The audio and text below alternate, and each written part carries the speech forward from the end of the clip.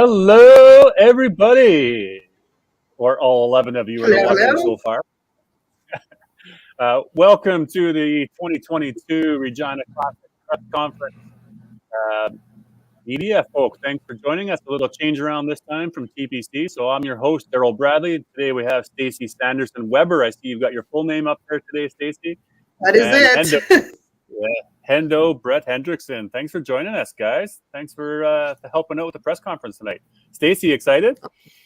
Yeah, totally. Right. Get to talk to top people, get to see what's going on, what everybody's thinking.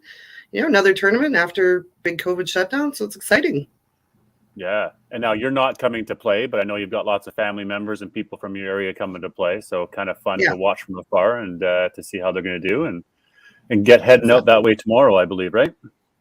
Yes. Yeah. They're all flying out tomorrow. Nice. And Hendo, yourself, I believe you're in the lineup coming out Friday. So going to come join into the competition. What are you looking for here this weekend, buddy? Well, I'm looking forward to going out and firing a solid 1875, being really upset with myself, thinking it's going to go better the next day and chucking a 1950 and feeling good if I just threw a couple more good shots. Just a couple more. Only needed another 240. That's right. Just a couple more good balls out of made the cut. Yeah, couple more every game. Yeah, gotcha. Yeah, I'll be there with you, but maybe another 100 pins above you. Hey, that's pretty ambitious, Daryl. A little side bet, I guess. Hey, yeah. Love it. Well, thanks for joining us here press conference tonight. Obviously, super excited to have a list of guests. Got a couple of announcements later on. Got really good guests. Going to talk to, obviously, past champion Tyler Titkat. We've got Warren Fleischiker with the Golden Mile coming on soon. We've got Mitch Davies coming up that just won a tournament in Timmins. Excited to talk to him. Brad Mullins, who's gone deep in this tournament before. You know, number Karen Armstrong, part of the Fab Five. So yeah, everybody, if you're there watching, share this video, share the link. Let's get pumped up for the Regina Classic. So if you guys are ready, I'm ready. We're going to pull in our first guest, Warren, and chat with him soon.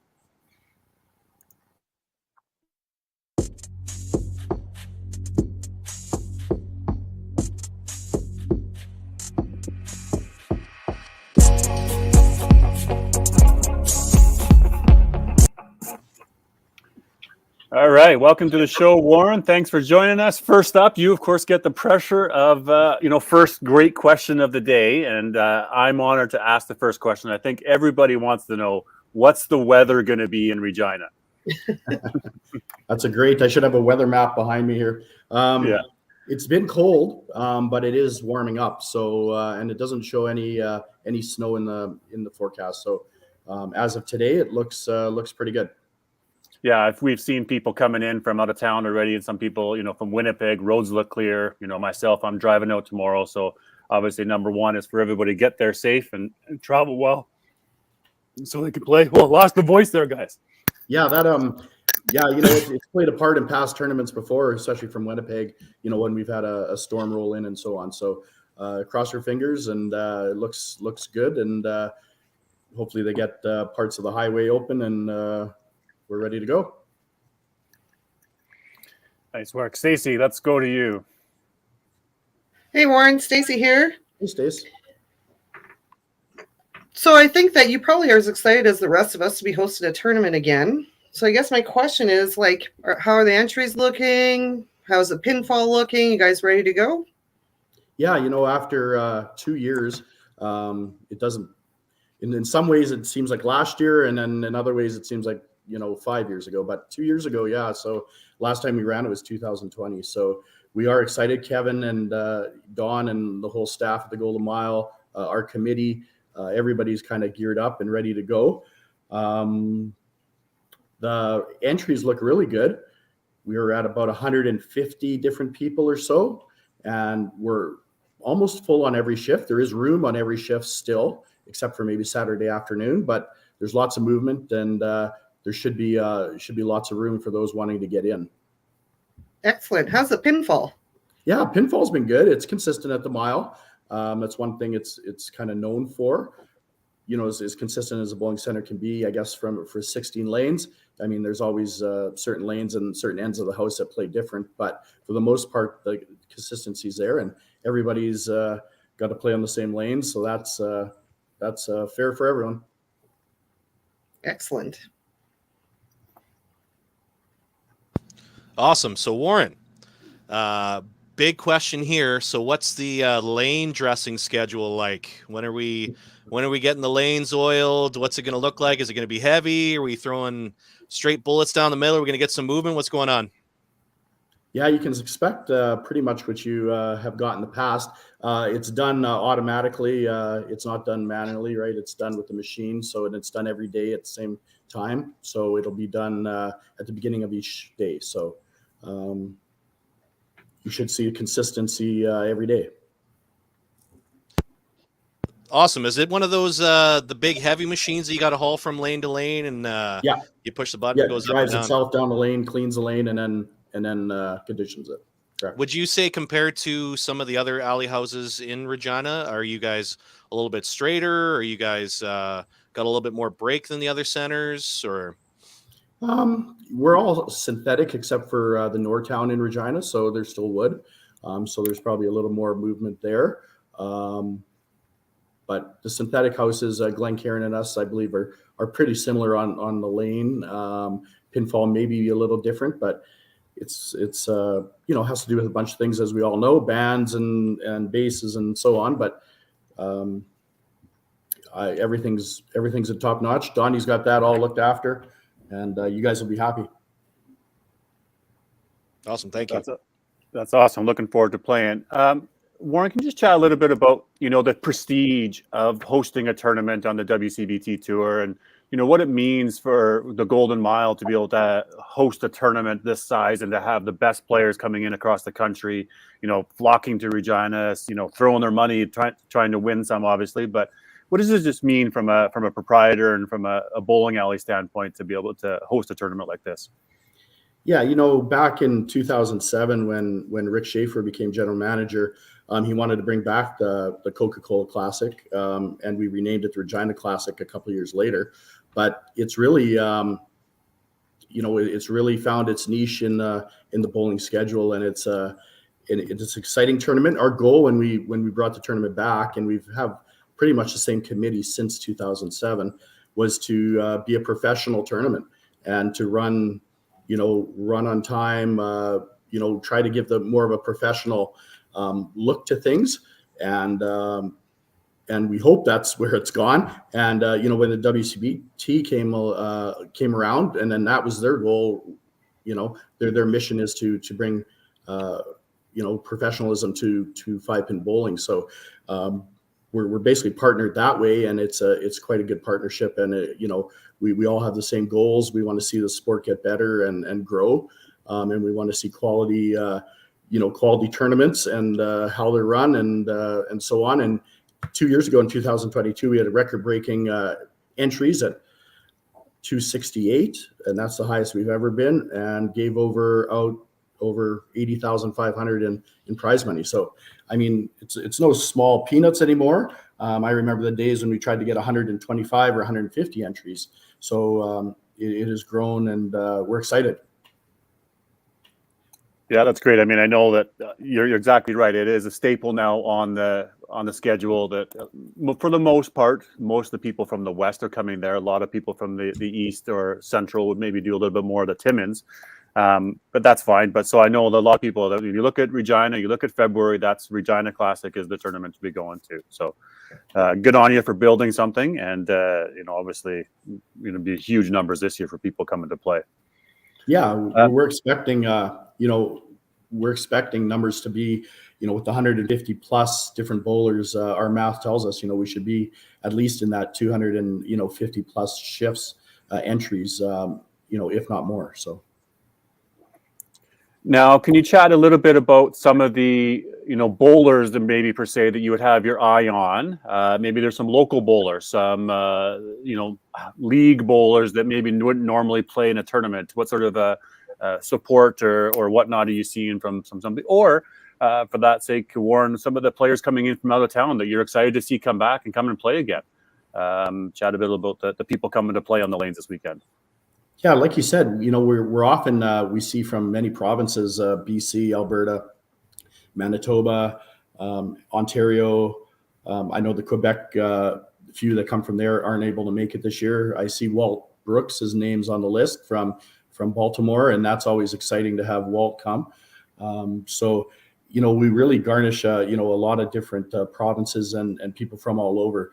Locally, I always like to look for kind of who's really in their stride right now, and I think of even though Danny Bear, Taylor McCaw would be two of kind of the local ones to look out for, and I'm no doubt I'm missing some. That's a good question to ask Brad. Brad Mones obviously is this is one of Brad's tournaments where he's finished twice and he's won both sides, and he's and you guys will get to pick his brain a little bit later.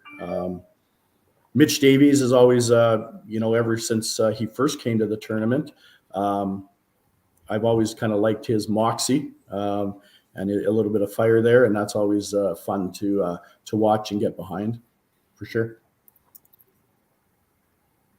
And the Cat boys, they're really watching them bowl they're like machines, little machines, and I mean they're awesome. And so Alberta's always supported us well, and as well as Manitoba really well, and so we're excited to see everybody and see where it goes. Awesome. So Warren, can you describe to us the two special events, so the Thursday night and the Friday night event, and what's your favorite? It could be one that you run, it could be one from another tour event, or maybe another tournament somewhere that you've been involved in or seen. What's your favorite side event for these tournaments? Yeah, and it's interesting that most tournaments have a different side event or a different way of doing it, the Bakers and so on, when we're talking about Red Deer or Edmonton compared to maybe what we do, so the Bakers are always fun. That's a fun kind of side tournament, and you see everybody, they're serious, but they're not serious, and they're having fun. And it's a good relaxing few hours on the Friday night, and Bakers are always exciting. The team challenge came a few years ago to us, and we really wanted to have more of a team match play event, and we would love to have a 4-player team, but with timing and such, it just hasn't kind of worked in that we'd be able to schedule it. But so we had to go with a 3-player team, and that's fun when you get to see. And not often in our sport do we see teams bowl match play for money. So this is kind of one of those unique times, and I really enjoy the team challenge, and it definitely like anything could be tweaked and fixed a little bit maybe, and we're always open to suggestions and ideas with that. But I mean, I love the idea of teams playing for money again, because we know we don't see it in our sport. So, as somebody who has finished 32nd, when was the decision made to give the 32nd spot a free entry into the next year's tournament, and why couldn't you have done that a few years earlier? It's one thing. Well, normally we go to Joel Mamsher, probably. He seemed to be 32 quite often. But you know what? We, as a committee, we sit down every year and we like to do something a little different. And last year we thought, what about the Bubble Boy? Let's give the Bubble Boy an entry. Are we doing it again this year? I can't speak to that. But we do have some ideas. We always like to do something a little different and give back a little bit. And we're lucky to be able to do so where we can. But we always thought it was a neat idea to do the Bubble Boy. Any specials? Any new things on the menu this weekend we can look forward to? Yeah, the Gold Mile, that's one thing we have is, we got top-notch kitchen and staff, and you'll get all the quality, food and drink. As for specials, that's more Kevin's area, so I would have to defer to him. But he was talking about doing some different things and some easy things. People who don't want a full meal, something a little smaller portion-wise. So And can you chat a little bit about the live streaming? Obviously, there's the unique feature too about Golden Mile is that we can live in and see the score even live stream. So maybe chat a little bit there where we can find all that information. I'm sure there's lots of YouTubes, Facebooks, WCBTs, 5-pin U's, all these things. But from your standpoint, where are we going to see the action? Yeah, goldenmilebowl.com/bowling or /tournaments is where it gets you right to our page.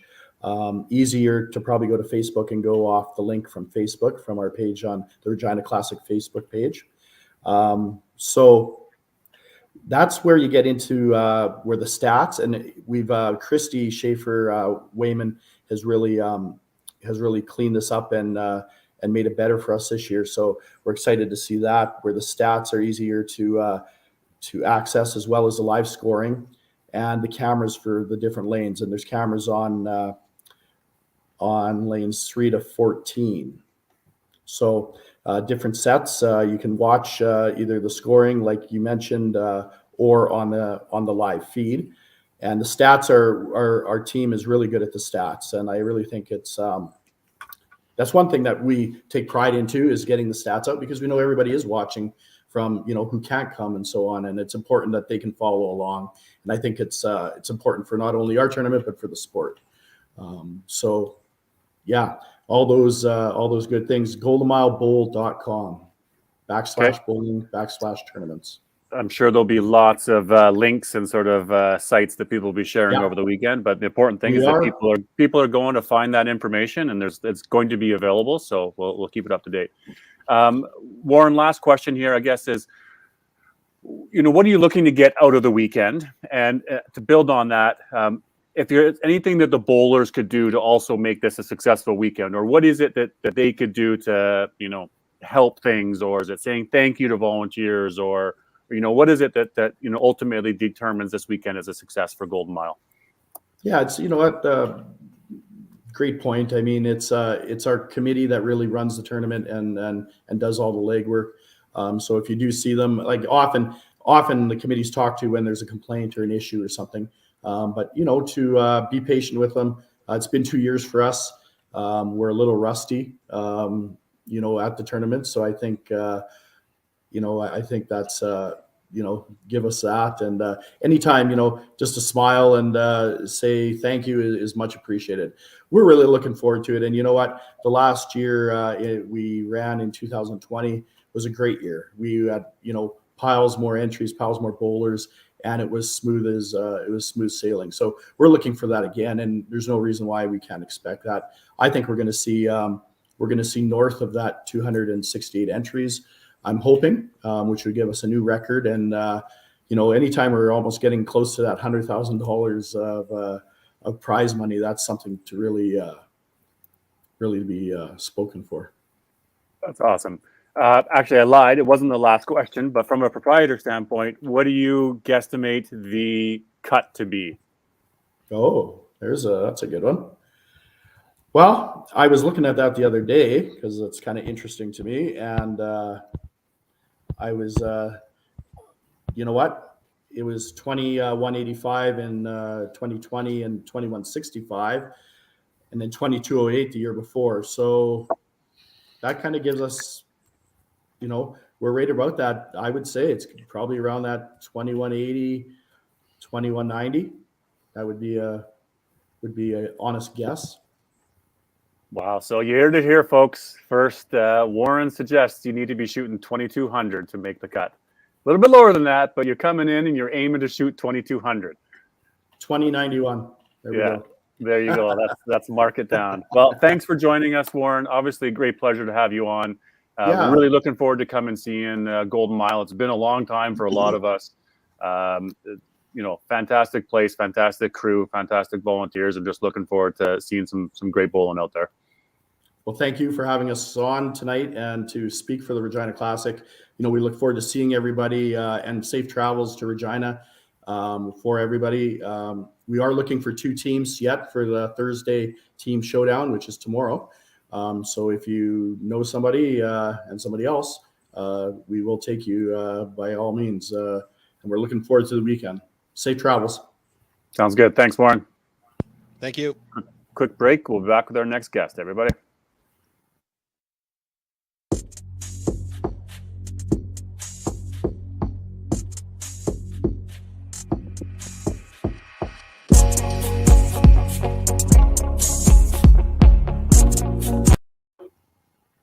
And here we are, loaded up with our past champion, who is holding this title for the last 2 years now, Tyler. But welcome to the press conference, Tyler Titgat, 2020 Regina Classic champion. Thanks for having me. Stacy, you're up first for this one. All right. Hey, buddy. Hi. The list of questions for my household is crazy for you.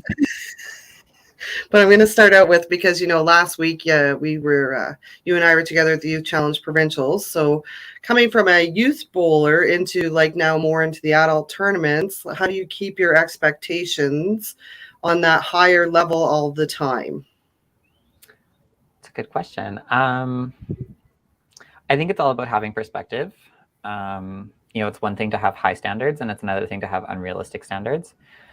In the youth, I think my standards were to win every time. And as I got to the end of my career, I realized that's not always reasonable. So going into the adult events, I really needed to make sure that I was approaching it with an appropriate mindset of, you can finish well, but you are not going to win every single time. It's unreasonable. There is too many successful players in our game to have that expectation. So it's just a little bit of humility, honestly. That's how I keep it real. Well, I'm going to sneak this one in here over Daryl and Brett, because Rich just handed me a note. And it says, "Hey, Tyler, I also have a brother who bowls and is very good. His name is Dave." Do you and Bradley have a sibling rivalry when you face each other? And who do you think has the upper hand? We used to. I think now, not as much. There's a lot more team stuff for us to do. Again, in the adult ranks, in the youth, it was Brad and I for singles most of the time. And now in the adults, I mean, Alberta is too strong of a province for it to just be the two of us. So we've definitely gotten a lot more cooperative in our bowling, I'm going to say. As for the upper hand, I'm going to say me, because I like me and I hope I win. Of course you do. Yeah. I don't know. It's really depends on the day. I can't say it's one or the other. Well, it's true. Awesome. Tyler, hair's looking good. Got a question for you. How happy are you that this is not being played at Paradise? I'm just kidding. That's not my question. My question is how's your season gone so far? And do you do anything different leading up to an event? That's a great question and a wonderful joke. You're so kind. My season has been actually very well without Paradise. Obviously, Autumn Open did not go the way that I wanted to. But I find that that's okay. The rest of my season has been very successful. I've had a great time at Masters, and the Open was a lot of fun and finished well for me.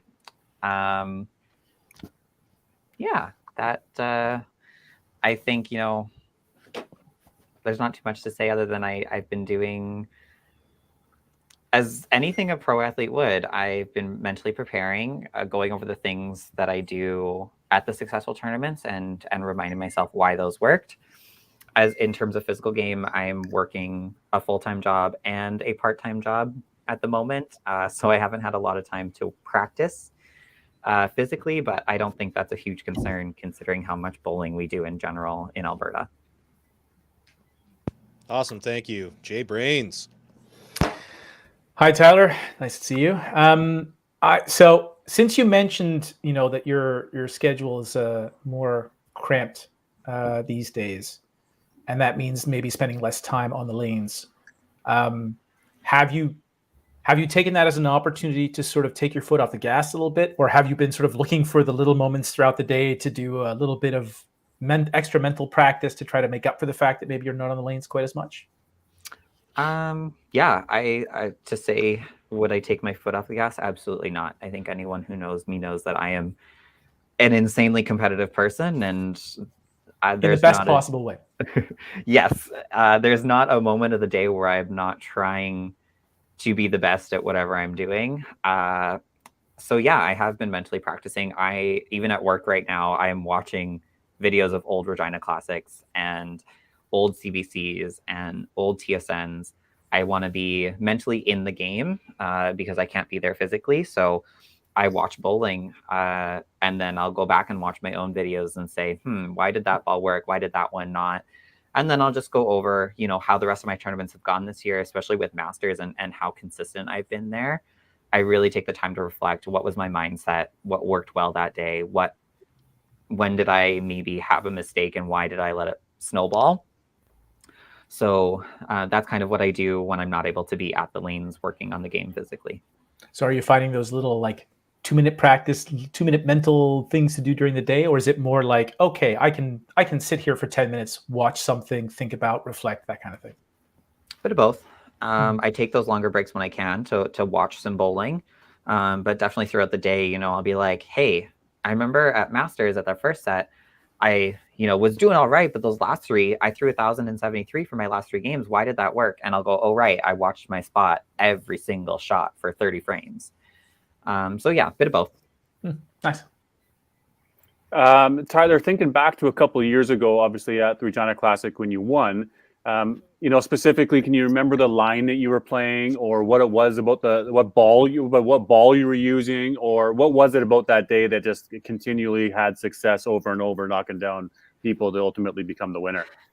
Yeah, I do not remember the line that I was playing. I know I was throwing hard rolls that are actually now gone because they were stolen. But I have the exact same size and same material. So I have the same bowling balls. I think for me, again, that the success that day, if we go back to the podcast that JB and I did right after, I said I felt mentally exhausted after that tournament because I really had to focus on every single shot. It was not a weekend where I felt in the zone or it just came easily. It was breaking down the mechanics of the game and doing exactly what I needed to do on every single shot from the moment I stepped on the lane to the moment that ball left my hand. That's some pretty deep thinking, but it's amazing to think that that's what it takes in order to be a champion, is to really focus on every single shot. So interested to see other people's perspective as they come up on this. But it was impressive to watch, obviously, and having you win that title. Does it get easier being, you're still relatively young, but yet very seasoned veteran when winning and doing very well? Does it get easier or does it get more comfortable as you continue to have success? No. As I say, and I'll say it all the time, our game is too deep. There's too many good bowlers. You can't get comfortable. You can't get complacent. I'm always nervous. I always get tummy issues before because I'm so nervous about bowling. All I can think about is, God, just make the cut. Just make the cut. So no, it does not get easier. It does not get less stressful. All right, Tyler, I guess the last thing I got to ask you today is, what do you think the cut's going to be? Oh, that's my least favorite question, Stacey. I'm sorry. Below me is what I hope it is. Numbers wise, I don't know how Regina's been playing this year, but I'm going to go 21-92.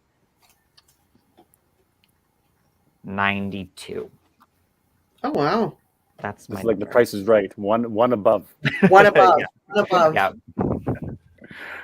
Well, we wish you the best of luck, Tyler. Obviously, drive safe, get there, and then look forward to seeing you defend your title at the Regina Classic. So we'll see you in a couple of days. Thanks. I'm excited to see everyone.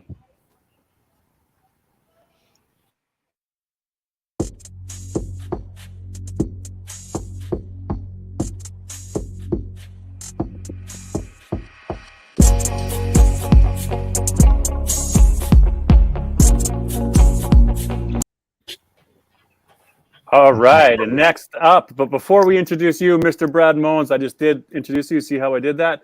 JB Rainsbigger made his way into the back room. JB, thanks for joining us, welcoming us again on the media panel for the day. So thanks, sir. Brad Moens, welcome to the press conference. 2015 Regina Classic champion. I believe rumor has it that you ran both sides, something like that. I'm sure there's going to be questions along those lines. Yeah, that's correct. Hendo, you're first up, buddy. Awesome. Hello, Brad. Hello. So, whenever people are talking about people they want to see play more, or people that they love to watch bowl, or people that are favorites going into tournaments, your name always comes up. Now, does that put more pressure on you? I'm sure you like to hear it as a competitor, but does that put more pressure on you when you go into these things? And what do you think it is about your game that puts you in that category for people? Answering the first question, no, I don't feel it puts much more pressure on myself. A lot of people can have expectations as high as they want for somebody else, and as long as I keep my expectations grounded to where I feel my skills are, I can perform based on what I've done in the past and kind of what I'm feeling that weekend. So I don't think pressure kind of from outside sources gets to me all that much. I know that there's times when I'm not going to play as well as I want to or execute a shot as well as I want to, but that kind of comes down to where I'm at in that match or what's going on there. And what was the second part of the question there? What is it about your game that you think puts you in people's list of ones to watch out for? What do you think your strength? I think one of the big things is my consistency, my approach to how I come into a tournament or to a competition. I go in thinking, at least some of the smaller tournaments, you're going to have to beat me that day to win. So in the smaller things like our open qualifying matches and sort of house rounds and stuff like that, I go in thinking that I'm going to be the one to beat. You have to beat me. However, in these bigger tournaments, like Tyler mentioned before me, there's so many great bowlers out there. There's so many people that can win it on any occasion, and it's shown throughout the years that it's very, very difficult to have that kind of mindset. So for me, going into these bigger tournaments, for cash tournaments or provincials or nationals and stuff like that, it's just being prepared, making sure that when I get to the lanes and I need to execute, the time I've put in prior to gives me that consistency. Awesome. Thank you. JB. Hi, Brad.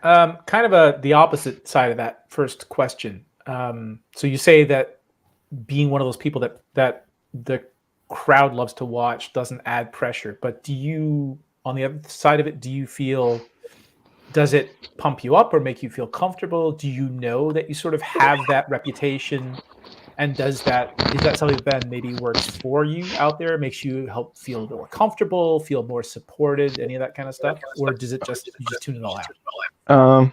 I try to tune it out as best as I can. The first time that I really noticed this, I was not playing a cash tournament or anything like that. I was visiting some family up in Edmonton on my wife's side, and we had a wedding down in Calgary for my cousin, and it just happened to be the Autumn Open tournament, and I was like, well, I've got a little bit of time today, might as well go check things out, see how people are doing. And I walked in the door, and there was probably 3 or 4 people that looked at me and said, like, oh no, there goes another spot. And I was kind of like, well, what are you guys talking about? Like, nothing's a given. Like, everybody has to bowl their game. Everybody has to execute to the best of their abilities to be able to make these cuts and make it to the championship Sundays.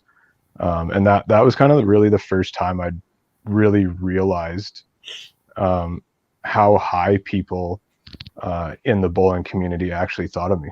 And it was, I've reflected on it a couple times, and it still just shocks me that if people see certain people walk into a bowling alley, it's they think that there's a less chance that they have to do things, but it's a reality, and I don't think I'd say it puts too much more pressure on me. I enjoy being able to perform under the high pressure circumstances, but I wouldn't necessarily say that it deters me at all. Hey, Brad, just a question on how is the game these days? Have you been out practicing and playing and reliving the old glory days? And I guess furthermore is, do you know of anybody else that's been out there working on the game and getting ready local that's looking to play out there? Up until a few weeks ago, I hadn't done anything. With work and with the kids at home and everything else going on, it's been pretty busy and pretty tough to get out.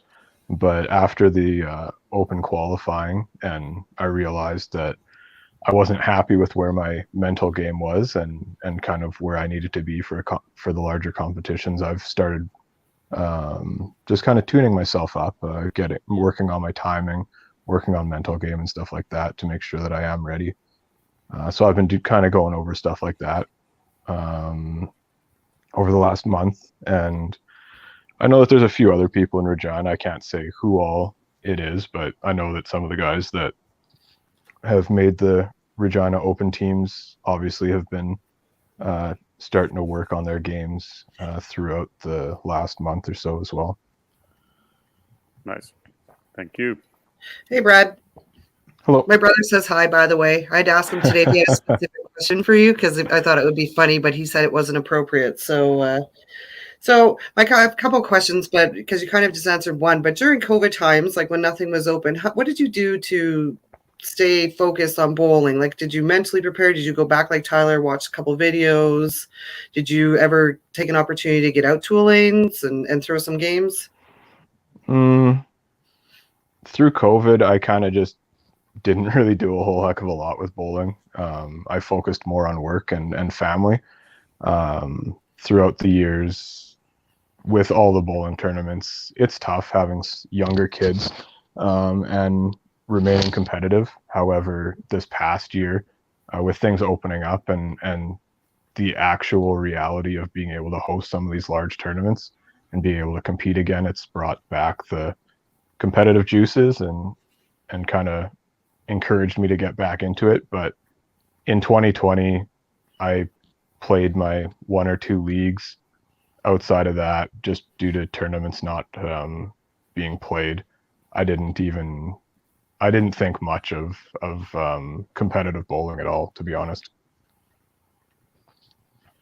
Yeah. So if you had to go up both sides again, you feel like you could do it? Yeah. Pretty grueling. If I had the chance, and I have the feel, I don't doubt that I would fizzle out at all. With the kids and being active outside and stuff like that, like my body feels good.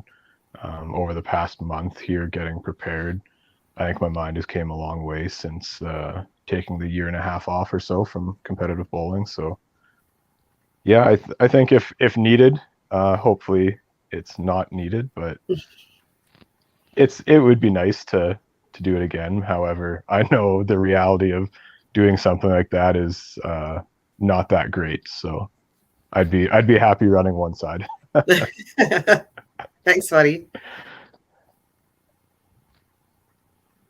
Go ahead, JB. Yeah, Brad. We know how incredibly technically strong you are. You're smooth at a level that makes me in awe when I watch you. And I'm curious from inside you, like what aspect of the physical side of your game do you think is your strongest point? On the physical side, let's see. I'm not sure.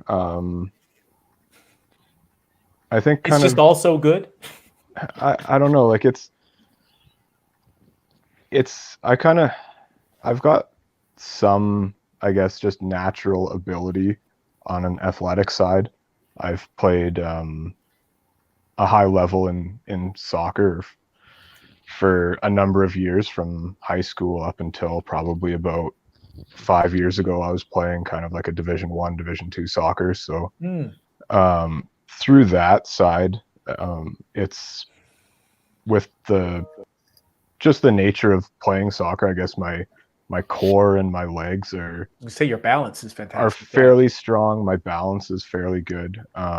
So on that side of things, just being an athlete in general, I think that could potentially be a strength, or one of the bigger strengths. And of Back course, to the Romanian deadlifts then. Yeah. We'll round it off with you, Brad, for what's your number, what's your cut. We'll be asking every guest this, of course. So what's your prediction? I don't know. The lanes are playing all right.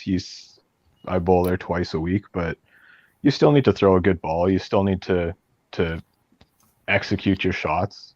I've had great nights over the years so far, but I've also had some not so great nights that you don't really want to talk about. With who's coming in, from what I've seen from names and stuff like that, I wouldn't doubt it could be on the higher side. However, we've had most people coming through here the last 5 years are fairly similar. Let's go with 2182. All right, we're in the same range, everybody. We're within 10. Still shooting 2200. Nobody's throwing out a 2105 for their guess. So, anyways, Nope. Brad, thanks for joining us. Obviously, looking forward to seeing you on the lanes and seeing you perform again. Like JB says, very smooth to watch and very enjoyable. So we look forward to seeing you out there, buddy. Yes, thank you very much, and I look forward to seeing everyone out there as well. Right on. Stay with us. Back with our guest.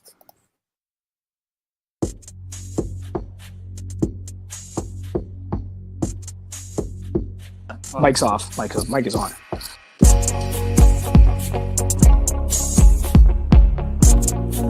That's you got the angles now.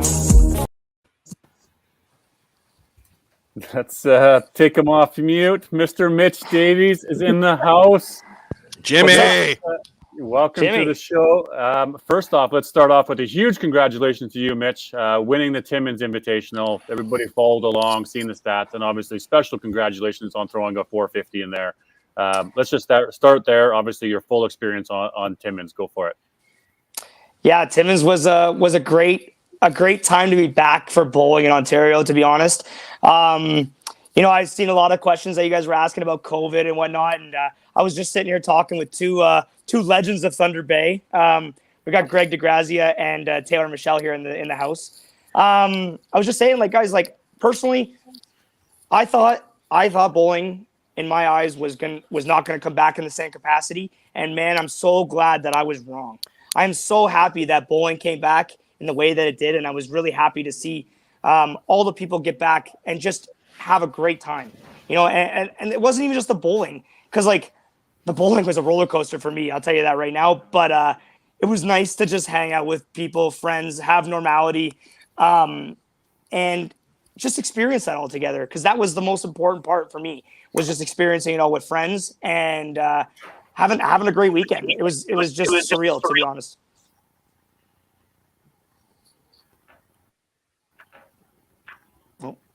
Go for it, JB. Okay, we're ready to go. All right, Mitch, nice to see you. What you just said makes me feel sad and happy at the same time, because I share your enthusiasm. JB, let me stop you right there 1 second, JB. Yeah. Let me stop you right there 1 second. JB, personally, I want to say thank you very much to you. You bought the entire bowling alley a round of drinks on the doubles, and I know you're not looking for recognition, but thank you, man, because that made the night for so many people, and that was just that was an impressive thing and a gratifying thing. Thank you very much. You're welcome, and like I said, sad that I wasn't there, and happy to see the smile on your face, and I felt a little bit like I was there, and that was really great. But I want to talk about the perfect game, and in particular, I'm curious, has your mindset changed very much over the last, say, 10 years in terms of how you handle those games when you get to 8 and 9? Well, let's talk about the ninth frame for a second here. I'm on lane 3 and 4. I believe I was on lane 4 for frame 9. I'm just about to go. I'm probably in my third step. I got my backswing all ready to go. And I guess one of the mechanics there, maybe we're working on a lane that might have been broken down, but all I hear is this drill go off like 4 times, like right in my backswing. And I stop. And I was just so much in shock that it was actually happening. I was like, is this for real? Like, we're in the middle of the playdowns, final 8s. Never mind I was on a perfect game. I don't care. Right. But it was like, this happened. And then, okay. So I had to reset. And you know what? All of a sudden, the pin chasers run down there, and all you hear is, turn that fucking thing off. Right? And I'm like, oh my God. So that's perfect. So if that had happened to you 10 years ago, do you think you would have handled it as well? I would have snapped. I would have thrown a bowling ball down the lane. I would have lost it. Okay, so what's the difference? What's the difference between Mitch who snaps and Mitch who just resets and throws a strike on that shot? You know, I think a big deal of it is like just realizing like anything can happen in bowling at any time. It doesn't matter how good or how bad you are at any given time. Anything can happen. So whether it's a mental distraction or whether it's a you distraction, you've got to learn to get past those things, and you've got to learn to better yourself at all times. I think that's where I've learned maturity is the biggest factor in like how you can be better time after time. And that's the best way I can attribute to. Thanks. Hey, Mitch, after winning, Timmins, I guess, what are your expectations going into Regina? Are you on cloud 9? Are you looking to keep it rolling? This is as good as it gets to a pro tour when, a pro golf tour or any tour that you back-to-back tournaments. Expectations still the same for you to go and perform as high as you can? Or is it like, it's not a big deal because I just won the tournament at Timmins? Phil Mickelson style. I won the PGA. You know what I mean? No. We're not done here. You know what I mean? This isn't the end of the road. We're here to win every single time. I'm not Phil Mickelson where I'm 55 years old. I'm ready to call it a day on the tour. No, I'm here to stay, and I want to play well all the time.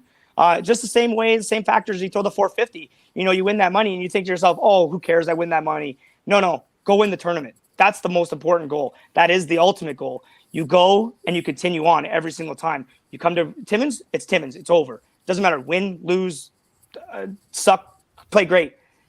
Go to Regina, same mindset. You walk in, brand new tournament. And that's why you've got to play every single game, every single match, every single shift. Hey, Mitch. So I'm thinking about like first of all, congratulations, and I'll touch on your 450 in a second because I think it was a famous walkout. But we were looking at your Facebook posts, and on our Monday Night Bowling League this week, we were wondering, like, we saw the pizza party, and like, how many people went to the pizza party? There might have been more people allowed than were allowed probably on Thursday at a 50% capacity rate. I don't know, but the pizza party on the Sunday night was pretty full. No one showed up that I didn't know, that's for sure. But it was a good time.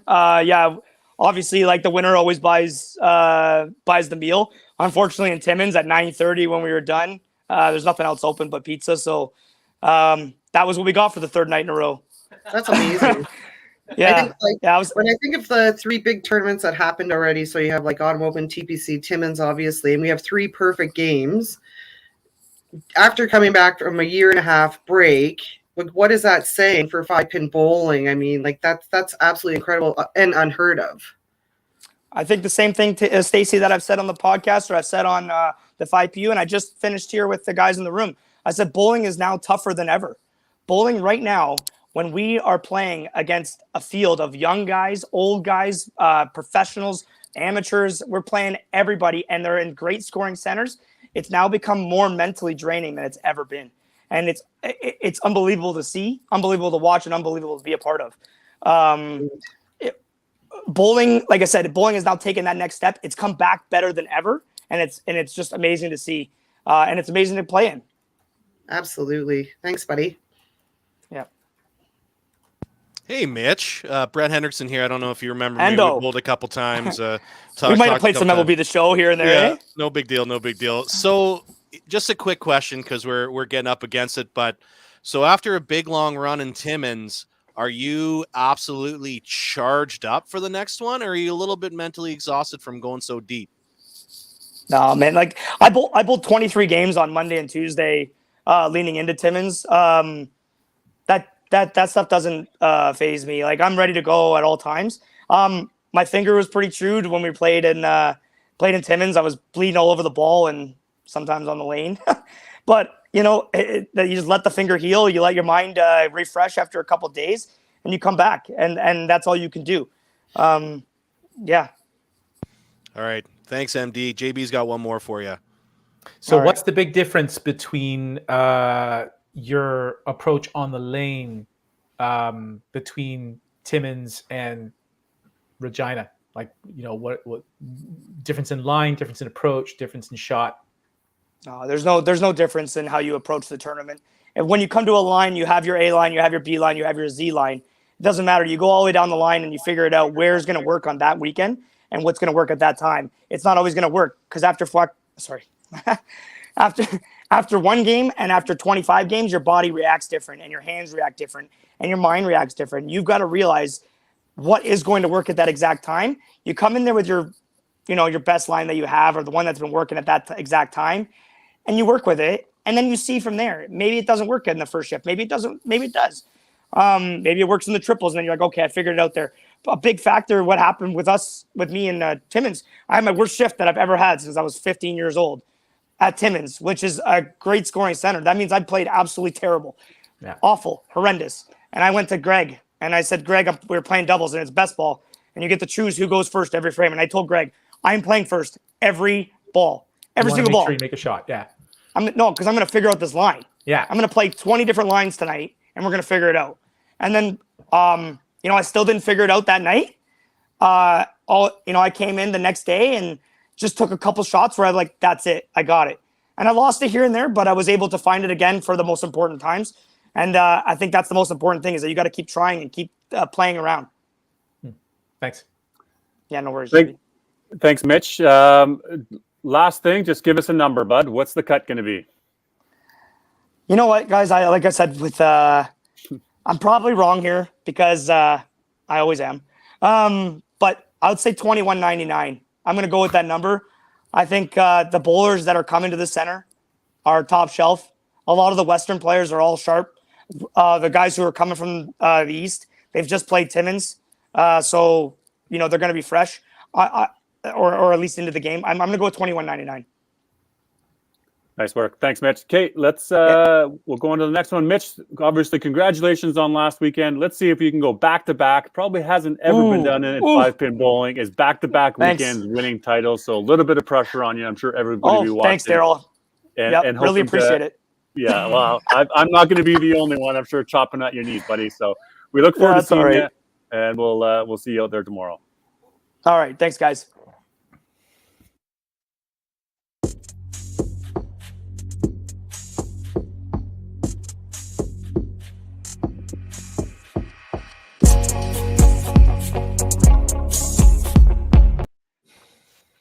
All right. And we won't waste any time before we get to our next guest. So happy to see Miss Karen Armstrong, one of the Fab Fives. Karen, thanks for joining us. Happy to have you here. So excited. Are you looking forward to Regina yourself?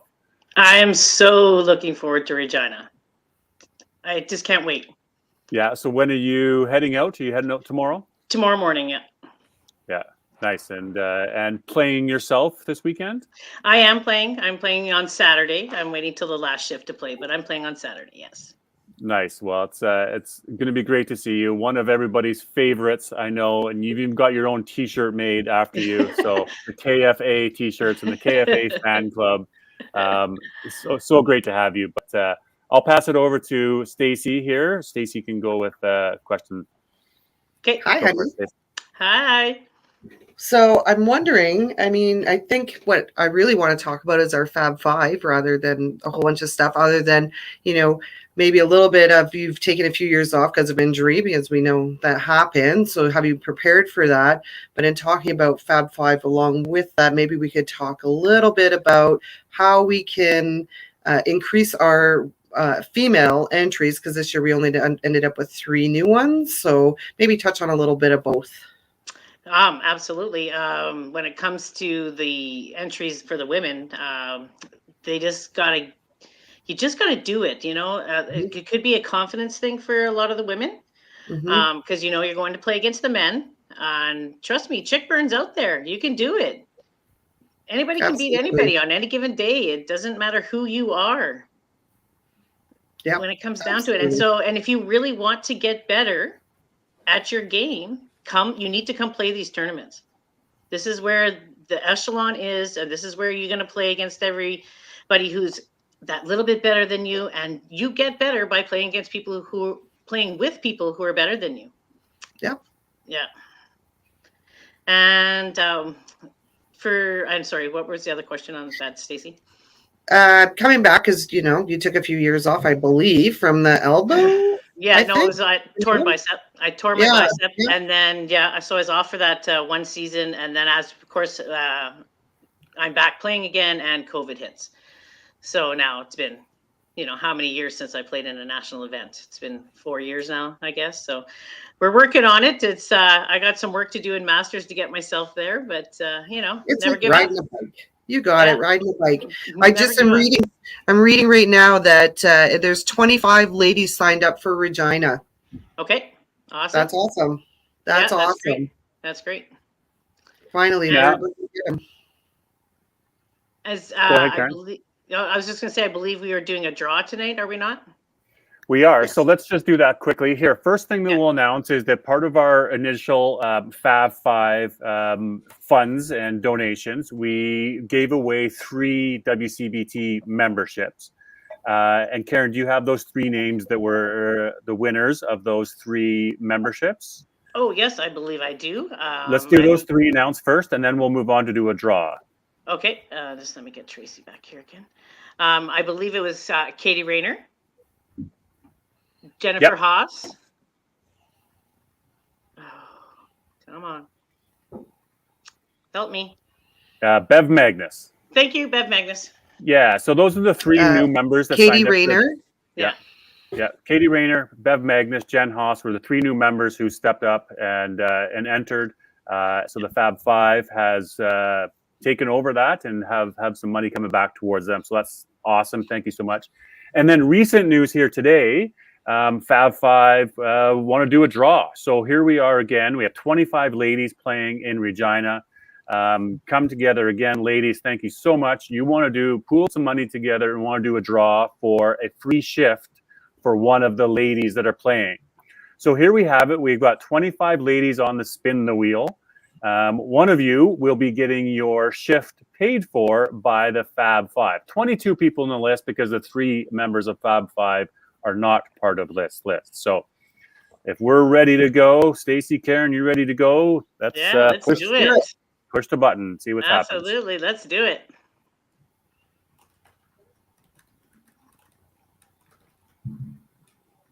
Awesome. Yes. That's awesome. That's excellent. Akira wins the free shift. That's fantastic. Let's get a mother young. Here we go. Yeah. Yes. Yep. Wow. Good. Awesome. That's good. So Akira, we'll get you. We'll figure that out over the weekend, and we'll get you that thing that sponsorship. That's great. So let's move on to a couple quick questions here. Hendo and then JB, please. Awesome. Hello, Karen. Long Hello, time no Brett. speak. Yes. So, what do you think is more important? Having the guys on tour and in the bowling community being more active in recruiting and building up the female bowlers and getting them to participate and encouraging them, or maybe women going out and recruiting and grabbing the other ladies and saying, hey, come on, like, let's go get out here and play. Like, we need more representation. What do you think is a bigger factor? Oh, well, I think both factors are, you want both sides of the coin happening for sure.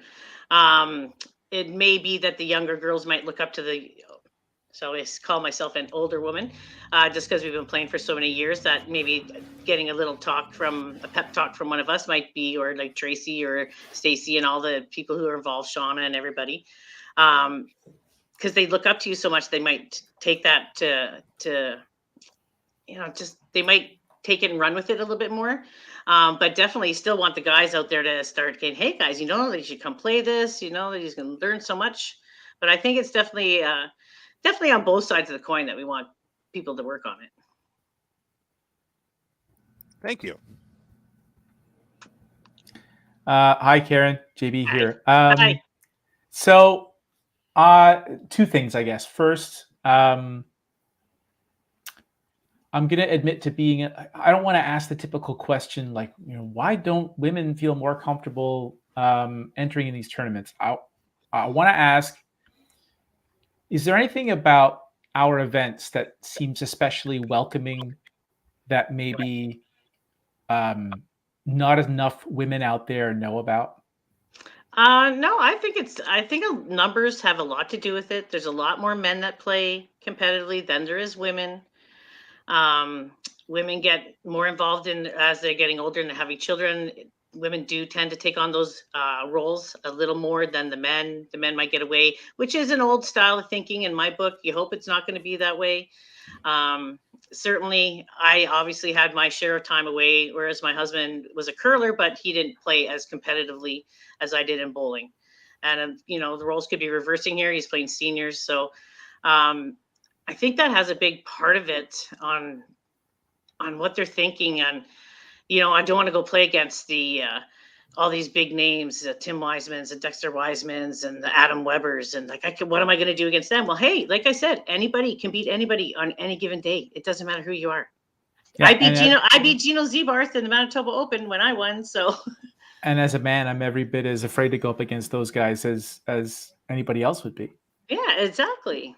It's your sexual orientation should really have nothing to do with it.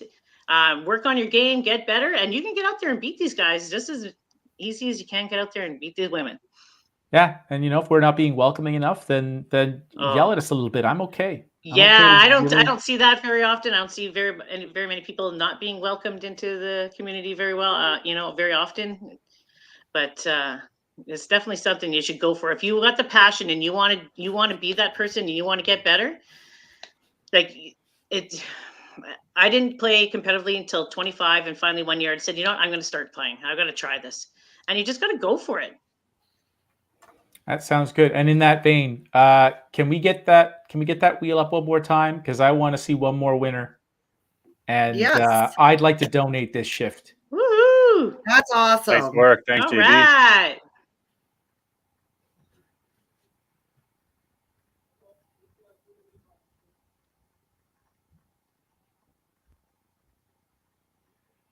Is it going to go? Dawn? Dawn. Yay! Dawn. All right. Congratulations, Dawn. Congrats, Dawn.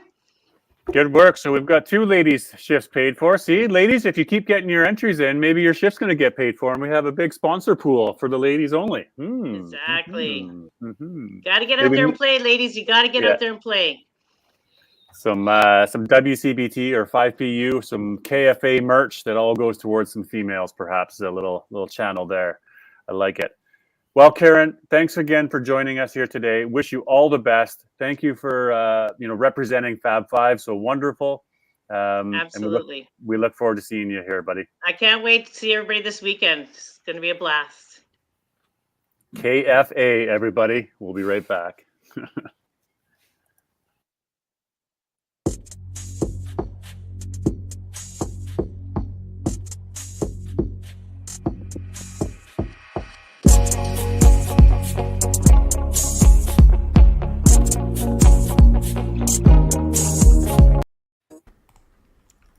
All right, next up, I know it's one of everybody's favorites, and they looked at the list and they were like, can't wait for this guest to come up at 7:30 p.m.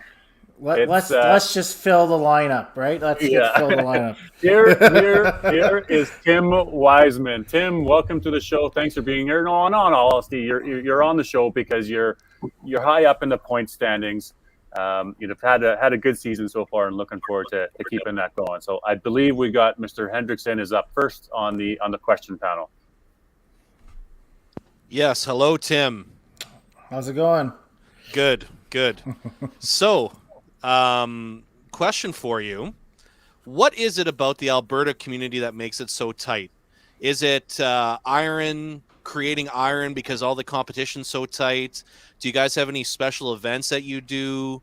I'm just asking this question for some of the communities out there that might be looking to, tighten up a little bit and get everyone on the same page and really create that really strong community. And it seems like Alberta is the one province that's doing it the best.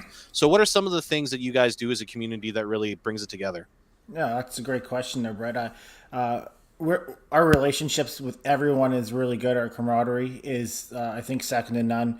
I really have to say it's from the people before us, the Bruces, the Lynns, the Ginos, all those people throughout our great province that really instilled. It's not just about what I get out of it; it's what we get out of it, and I really think that's been a trickle down factor across the province, and I can speak with Edmonton especially with that. But it's not. We're willing to go out of our way to help anybody and everybody out. It doesn't matter where they're from. And I also really think a lot of us, we all travel together. We play the Masters together. We play the Opens together. We play everything together. And there's not really a dull time where we kind of just go off and do our own thing. We're always as a group, right? And we're built that way together. And we put all our egos aside. And I think it's absolutely correct. We're super fortunate where we're at, and super fortunate that we have a bunch of great people we got to be role models on. That being said, now it's our time, the group of us, as I'm getting older and all of us are getting older, to do the same thing, right? And I think we have some really great up-and-coming young bowlers, and helping them develop and encourage them to go on to the next level. Awesome. That's great to hear. How does that manifest itself at the out-of-town cash tournaments? Honestly, when I can kind of attest. When I first went out, it was people like Daryl and Matt Schultz and all those ones. It's like, hey, do you guys need a ride down? Do you guys need to share a room together? How are you guys traveling there? Do you guys need to pick up at an airport? That's a big thing. First of all, you already feel welcome. You feel you're part of a group, not just by yourself. You feel like you're a team and part of a group. And it carries forward. It's like, hey, have you met this person before? Hey, and it's introducing yourself like, hey, this is Karen Armstrong. Have you met Karen before? Or have you met Gino before, right? And it's making people feel comfortable and welcome. And then you go for dinners together and lunches together, and then you maybe have a few drinks together back at the hotel or whatnot. But it's making sure these people feel welcome and accepted, because at the end of the day, we're just one person. We're not any better than anybody else out there, right? So it's about growing the sport and making people feel welcome coming to these events. Thanks, Tim. JB. Tim, how are you? Good. Excellent. So I'm looking at the credential they chose for you, and they labeled you as 2016 Autumn Open champion. This is not intended to be shade. It's quite the opposite. So, you're at the top level in spite of not winning events with the same frequency. I'm curious, do you value more winning that event or always being in the top few, always being in the top 5, always being in the top 3? What means more to you? That's a good question. I think my answer is maybe a little bit unique from others, because I think honestly being across the board, always being up there, I think that means more. Obviously, the championship, it meant a whole lot to me. It felt like, you win one, you're kind of accepted a little bit more, or people look at you a little bit differently. You win a second one, all of a sudden, I think that's the real big one, right? So I'm hunting for the second one for sure. There's always never a time to stop and not want to move forward with something, or not set goals. But I think being there always and always being competitive, I take more pride in. I was telling Cindy a couple weeks ago was sorry, Stace, I saw your face down there. But I always want to be that person that always doesn't give up and always finds a way to move on, or never give up, find the extra points. And I think failure is something that always worries me, and I always try my best not to be a failure, right? In bowling terms, right? So I think being consistent is the best answer for me. Yeah. for what it's worth, I think I respect the consistency more than winning. Yeah. Thank you. Hey, Tim. Hey. Huge fan. Stacy here. Wow. So I was going through like a little bit of conversations that you and I had on the side, and then I was actually talking to Cindy today, and I thought like, she probably has a pretty good question for you because I feel like I talk to you all day long anyway. So, Yeah. What's your secret weapon this weekend? Oh, Question mark? okay. Yeah, she thinks she's my secret weapon, and honestly, yes, she is. It's been really good to have her come along and be there in certain events. Most times in the past, it's just been me, and it's always nice to have a great support system. So I'm excited to have her there, and I'm always happy that she's there and really happy that she's there to support me. It means a lot to me. Just it gives me a little bit more just to fall back on and maybe not get frustrated, or if I'm being, a dick, she'll tell me that I'm a dick. So it puts me straight back in my spot. She doesn't hold back. Then that's great. So yeah. No, she doesn't. Seriously though, what is the difference in pressure between you running the TPC and now going to Regina, where you're not the proprietor there? Honestly, I think there's more pressure, and I say that just because when you're at TPC or I'm running around doing all that kind of stuff, like same as Dexter would or any of our committee members, our mind is somewhere else, right? And sometimes that's a good way to be a little bit distracted. So you know what, you might not be so like involved 100% all the time. I find it. I lived and worked in a bowling center for so long. Whether you're bowling or just there, you're always going to be doing something, right? So I find when it's just bowling, I think there's a little bit more. There's a little bit more pressure because there's no excuses, right? You have to perform, right? Yeah, totally. Tim, looking at the tour points, WCBT tour points, you're up there. Does that weigh on your thoughts as well, as far as, I want to have a good finish this weekend to ensure that I'm in the tour finals? I mean, let's be honest, a good finish this weekend probably solidifies your place. Is that something that you're thinking about before you're playing, or is that something that really comes afterwards once you see the results? I wouldn't lie if I said I haven't looked at the stats. Yeah. I think it does. You always want to look at it and see where you can do better on. Obviously, a top 4 finish or a little bit higher, maybe the 8s would give me a better amount of points. I know looking at it in the past, that point total for me, currently speaking, it's never been that high for a cut for the tour finals. So I feel confident in that spot, but with how many great shooters out there and how many people still able to play, I'm not set on that number, right? So I want to make the tour finals. I want to have a chance to win it in my home center. I'm not going to lie. I think that would be something that I would always cherish.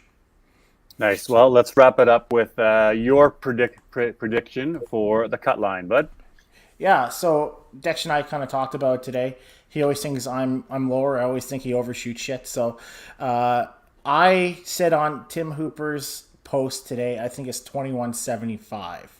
And I say that only because, one, I already posted it. Two, I think there's a lot of people from out east that not playing. There's nobody from Quebec. Mitch is the only one from Southern Ontario. And there's some bigger name shooters that aren't coming. But that being said, you have 150 great bowlers playing. I still think the scores can be there, and the scoring at the center is still good. But 2175. Well, we're getting lower out there, so it's good to hear for the likes of me and the rest of the commentator panel, right, Hendo? Well, Tim, I know I joked earlier about one of everybody's favorite, but in all reality, you are one of everybody's favorite, and we always go to bat and we always support you and want to see you do well. So we're looking forward to seeing you on action this weekend on the lanes, and the best of luck to you out there, bud.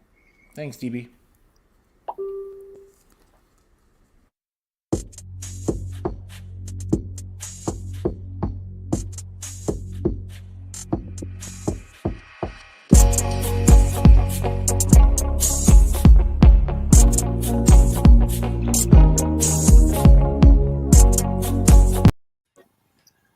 All right, let's bring our next guest up. So on the WCBT tour, past champion, TPC winner, Derek Gall.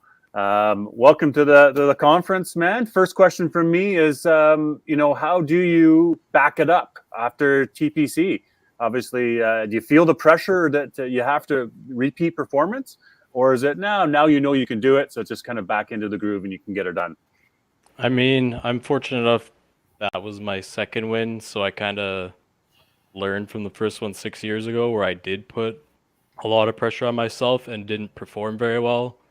I kind of listened to a few of the other interviews, like Mitch said, every tournament you have to approach the same, like win or not. There's like no magic formula that I can just like bring over that gives me like a huge edge.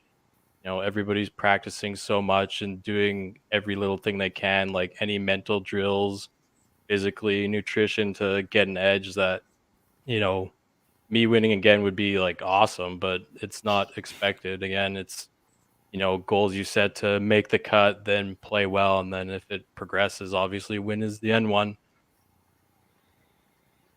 Hey, Derek. I'm wondering what your pre-week looks like. So are you like going for a massage? Are you throwing a bunch of games, Cairo? What do you do to prepare before you go? I actually did physio today, so my shoulders are sore. Hopefully they'll be healed by Friday morning. But usually just playing. I actually usually like to go 2 weeks before and start throwing balls just to figure things out. Make sure everything's sharp.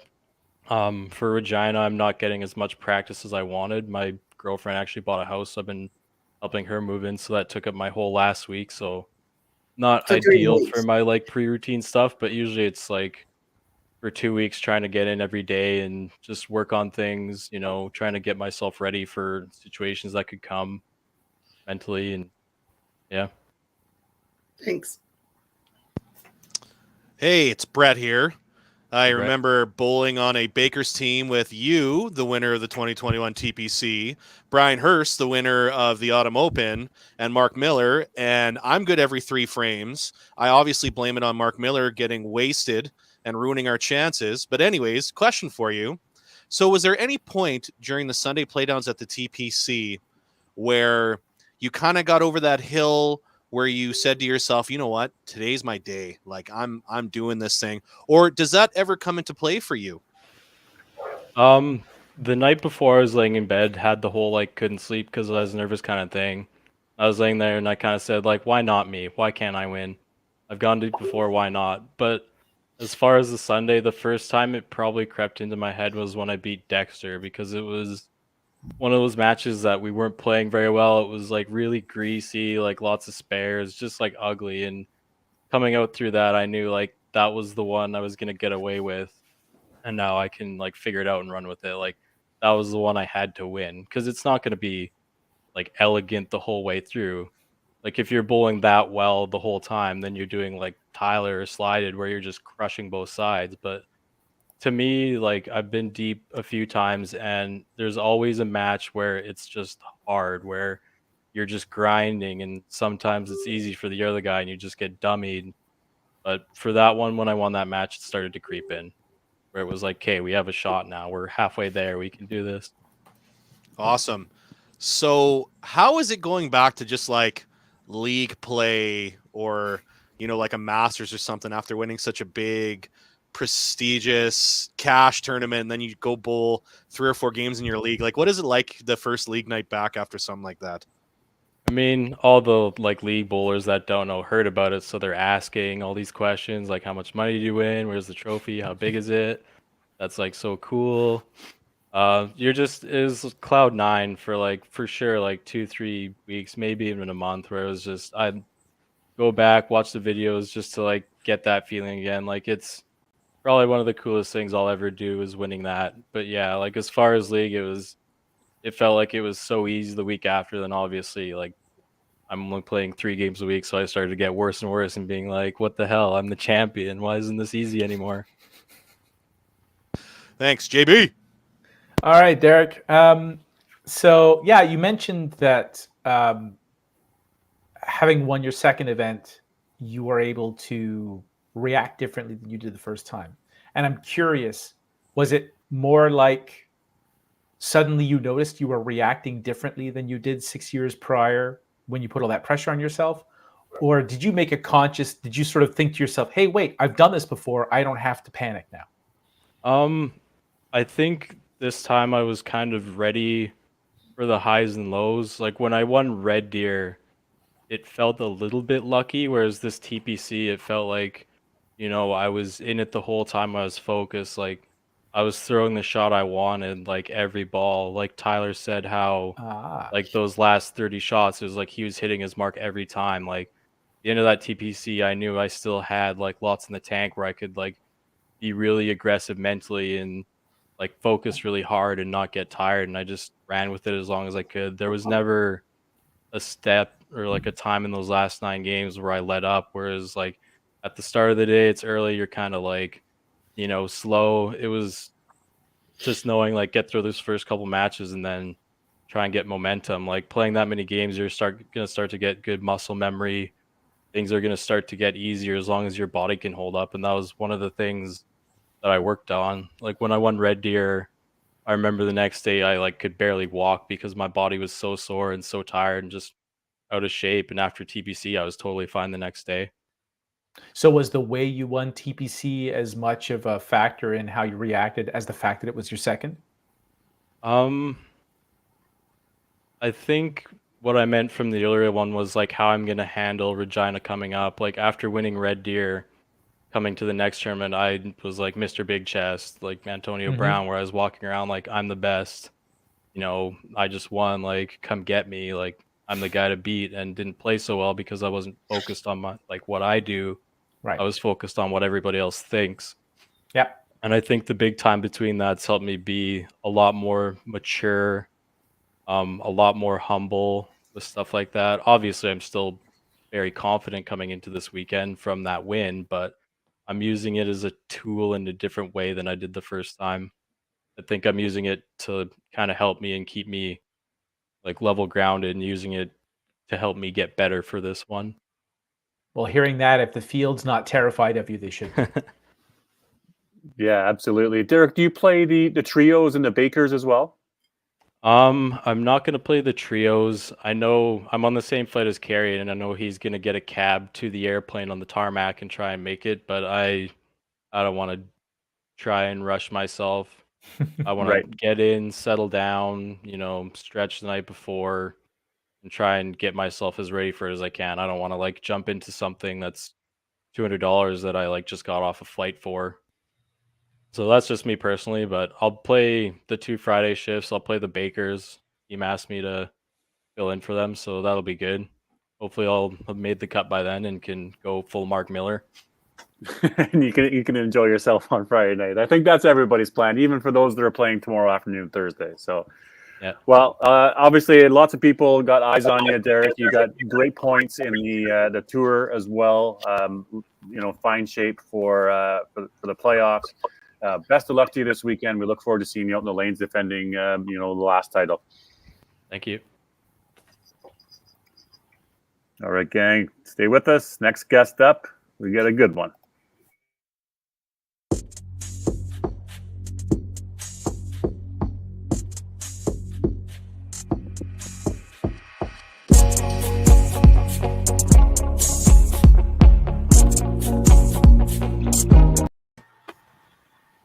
All right, Montreal Canadiens fan. Here we go, everybody. 2017 Player of the Year, 2016 Regina Classic champion, the one and only Len Anseth. Len, thanks for joining us today. I'm glad to be here. First things, obviously, I'm sure you've noticed or you've been told that your lovely daughter is the recipient of a free shift being played for her. Have you already tried to claim that away from her, or she quickly said, no, that's coming to me? Nope. She's pretty excited. We're all pretty excited. Thank you very much to the Fabulous Five. Right on. Well, we'll start off. I believe Hendo is up first. Sure, might as well, eh? Hey, Len. Hope you're enjoying all that money you won off of me playing poker over the last couple years. So, what is it about your game that allows you to play at such a torrid pace? I think it's very misleading to think that it's any kind of strategy anything like that. I go fast because I don't want to hold the ball in my hand. I'll get nervous. I sit up there and I get on the approach, and if I don't start moving and going within a second, I just start thinking too much and I just freeze up. So that's basically a way of dealing with the yips or the jitters, I guess. Yeah. So, with how fast you play, at what point do you start making an adjustment? I do a lot of self-analyzing all the time on every shot, and yeah, generally speaking, I'm just running over things. That's why I'm always pacing. I'm walking around and I'm running over in my head what I want to do and how I want to throw, and that so that I don't want to think about it once I get up on the approach. But I'm doing nothing but thinking about it when I'm off the approach, pretty much. So yeah, so I guess that's why it looks like I'm so quick when I'm on the approach. But I just do a lot of preparation on the way to the lane. Yeah. Awesome, thank you, JB. All right, Len. I was thinking of you tonight as I was working on trying to get my ass moving a little bit faster than I used to do. Maybe too much thinking out there. So thanks very much for being one of the voices in my head. So you won this event 6 years ago. And what would you say is the biggest difference between 2016 you and 2022 you? Oh, I don't think there's a lot of difference mentally. I just think physically there's a lot of difference. I've since then I've had my shoulder replaced on my throwing arm, and this year it's just been kind of one shit show after another. I went to Calgary and hurt my leg. Really didn't throw a ball again until about 2 days before Edmonton, and then went to Edmonton and buggered up my elbow. So I got tennis elbow now, and so wasn't able to throw a ball up until about 3 weeks ago. And 3 weeks ago, about a week before our open roll-offs, I tried to throw and found a ball that would work that I could throw over, and played the open and did all right there. And then right after the open, I thought I wanted to try and start working on a backup, because that's what I want to throw at this house. And yeah, I've only really been able to throw it for about a week here now, and I'm still just working my way up to being able to throw 8 games and feel good about throwing it the next day. So the biggest difference, I guess, between the 2 years is going to be in my head on just, I've got no expectations. I think 6-7 years ago I would have had expectations. I don't have any expectations for this weekend. I'm more excited to watch my daughter play and see how she does in her first tournament. I'm not going to lie, I want to do well, and if things fall into place, I'm hoping it all does, but I just don't have expectations for a very successful weekend. I'm just looking forward to actually getting back and throwing again and just feeling how it's like to be in a tournament. Well, we're going to have fun watching you, whatever happens. Len, can you chat a little bit and evolve on that a little bit with, your family and your daughter coming to play? I mean, how cool is it that she gets to come and play in these tournaments and on the circuit that you've, made a name for yourself on? And is there any lessons or any advice that you're giving on to her, or what's her experience going to look like? I don't really we talk about bowling a lot, but when we kind of talk about this tournament, and I've kind of let her know.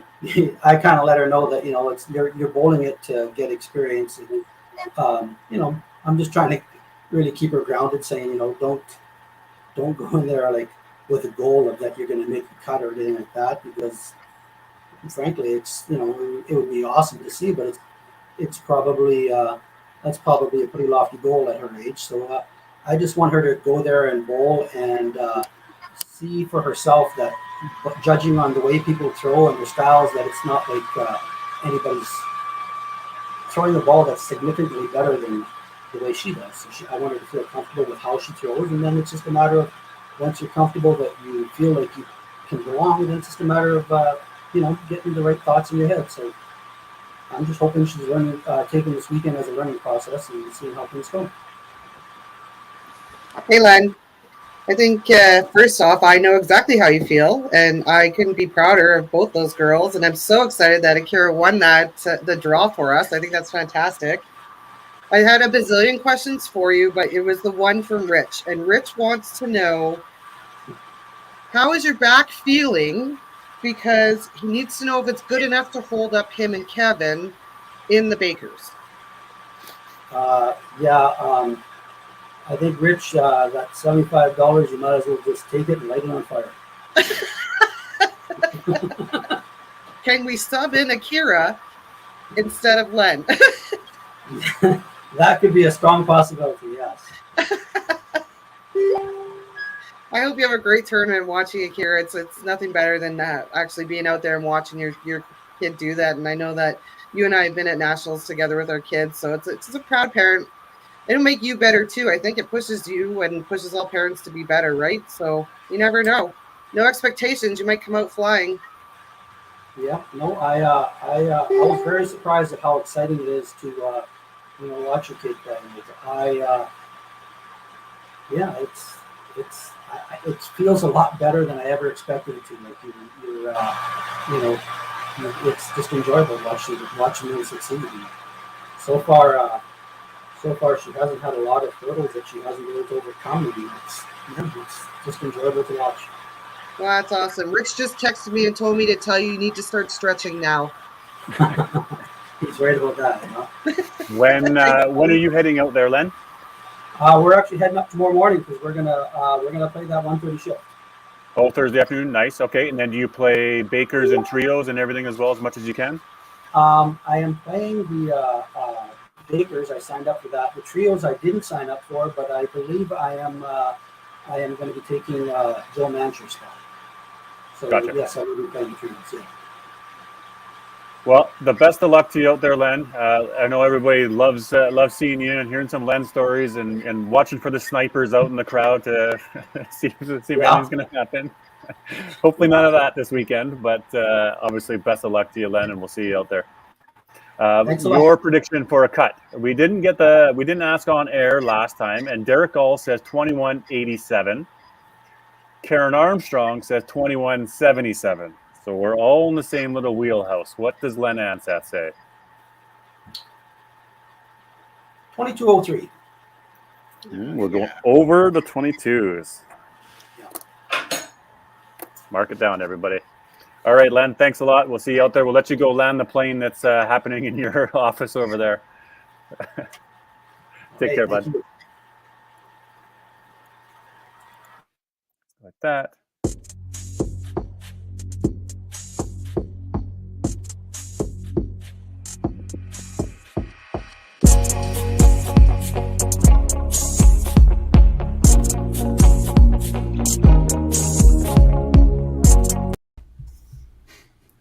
All right, next up we have president, we have tour points leader, we've got the man who does it all. Except for tonight, you're kind of hanging in the background and taking a night off, Kerry. What's going on? Why aren't you front and center here, bud? It feels a little weird as you guys are crushing it though, so I'll take back seat on this more often, that's for sure. Well, we've got some pretty good questionnaires out there, so it's all them. But thanks for joining us. Obviously, like I said, Kerry, you're points leader right now, and that's a big thing. So, JB's up first. Lead us off, sir. Kerry, you have become a master of the self-deprecating humor, and I think it's nonsense. And especially the fact you're the points leader right now. You got to be feeling really good about your chances going to this event. What do you think is going well about your game right now?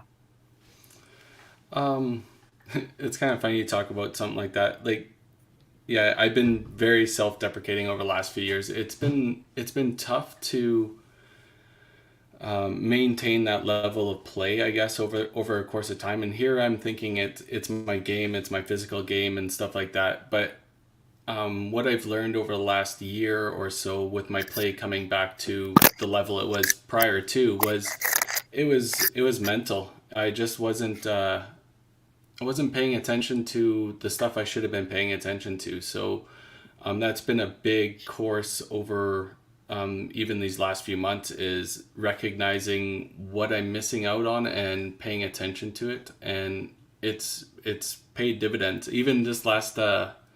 this last Thursday. I came off like 3 great weeks. I only play 1 league a week. Had 3 great weeks. And then I just had an absolutely brutal week. Shot under 600 and didn't understand why. It felt all the same. Not just me. And then, so then I go in to pre-bowl for this coming Thursday because obviously headed to Regina, and I figured it out. And it had nothing to do with my physical game. It just had something to do with the way of thinking, what I was aiming at, and stuff like that, and it clicked again. So it's keeping those mental notes as you get older. I guess that's just something that you have to pay more attention to.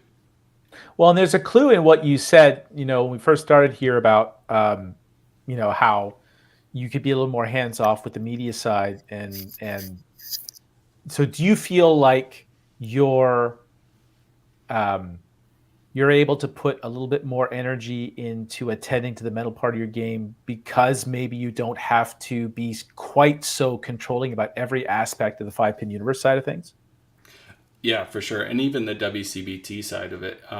We've gotten lots of people in the background that have, I don't want to say stepped up.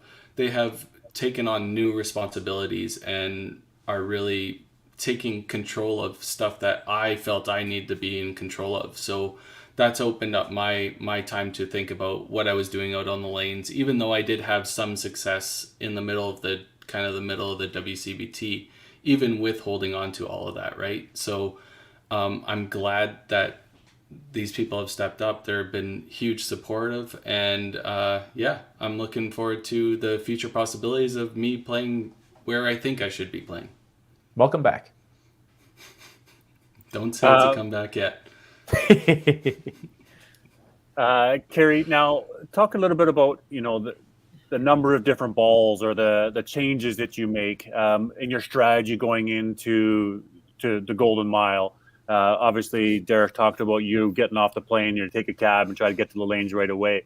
Is that more because you want to get some balls and some action and you want to throw some balls right away? Or is it because you don't want to let a team down or you want to play that? I mean, you know what I mean? Like, is that why you want to play as much as you can so you can adjust and you can play with the different lines to figure out what's going to work for the weekend? Yeah, there's definitely an underlying reason to play as much as possible is to figure that stuff out, because as I found through my career or whatever, I have tons of energy, so I don't ever really think I'm ever going to run out of that, at least in the meantime. So the more play I can get, the faster I can figure stuff out and that stuff, because everybody knows I make quite a few changes and stuff like that. But I found out that I'm a pretty decent Thursday player at these tournaments, so I want to make sure I get in there and hopefully get my money back early. Right on. Hey, Carrie. Hey, Stace. I think we all call you here anyways the busiest guy in bowling, because you just seem to be running and taking care of everything, and really truly have put bowling back on the map across the board on so many different levels. So apart from going to Regina and hopefully in your mind winning, what's a goal? Like, what's your success for the WCBT 5-pin universe? Is there like a number of spectators you want watching? Do you want more memberships? What's the end kind of goal for that?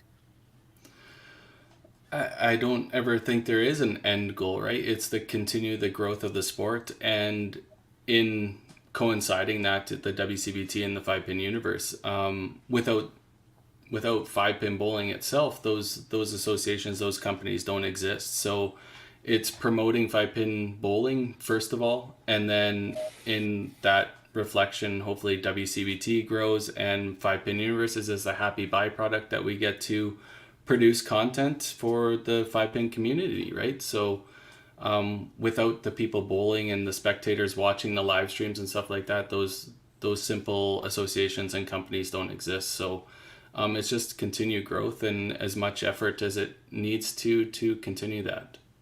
So maybe I'll put you on the spot here a little bit and think maybe in the future, maybe is there time for a youth program to come into the WCBT 5-pin universe?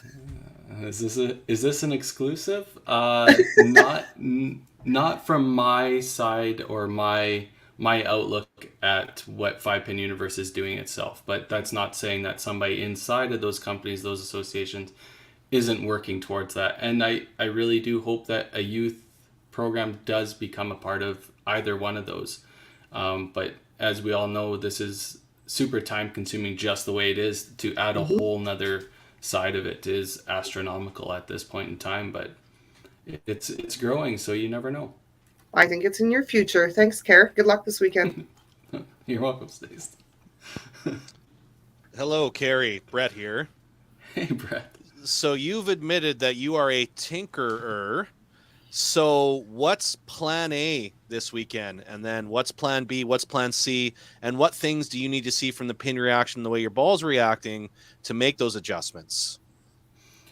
So plan A is playing the line that I always start out with, a little bit left to center with a hook shot. I got a new set of bowling balls here probably a month and a half ago from Phipps Bowling. New set of soft drills. Sorry, well, I almost said the bad word. So set of soft drills, and it's my plan A. It's not so much about pin reaction. Well, a little bit. It's more about what the ball's going to do on the lane. Obviously, my first shift of the main event is going to be Friday morning, so it's going to probably play pretty straight. It's going to be on fresh oil. So making sure my ball isn't doing weird things down the lane, first of all. And then when it gets to the pocket, just carrying that corner. With my speed and the bowling balls I used to throw, I'd get lots of blow-throughs or heavy splits. So hopefully with the new bowling balls and the way I'm playing right now, I will carry those corners and I don't run into issue. So what's plan B then? Let's say you start in your original line and you're getting a lot of blow-throughs. What's the next step? Yeah, if I'm getting a lot of blow-throughs early, I'll jump right. Still playing with a hook shot, and that'll be plan B. And if that doesn't go, then it'll be to a lighter, smaller bowling ball. That's kind of my process. I got two major lines I like playing the most, and then it's a ball change. And if that's all hoofla, then it'll be playing a backup like I'm 18 again. And then comes the liquid adjustment. Am I right? Yeah, you never know. It's always good. All right, JB.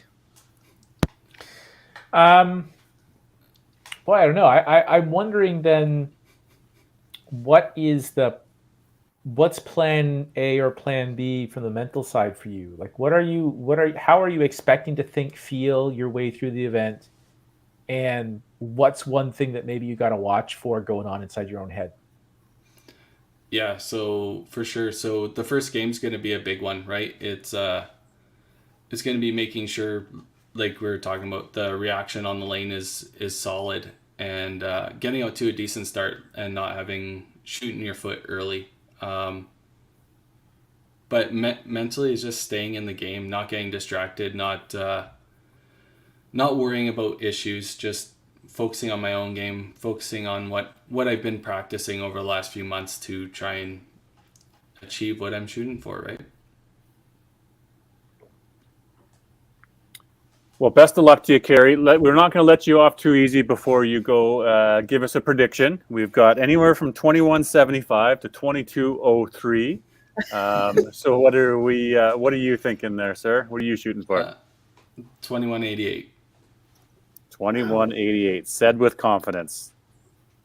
Well, let's hope that we don't have to see Carrie Kreitz on plan G or H or M or O or P. We know that things aren't going well if that's happening. So that'll be a common question we'll be asking you. Hey, Carrie, what plan are you on right now? Always plan A, still plan A. Plan A, always just getting started, right? Just getting started. Yeah. Well, best of luck to you. Travel safe. Good luck to you tomorrow night. Hope your flight arrives in time, and all the best. I'm sure we'll chat with you along the way, buddy. Perfect. Thanks, guys.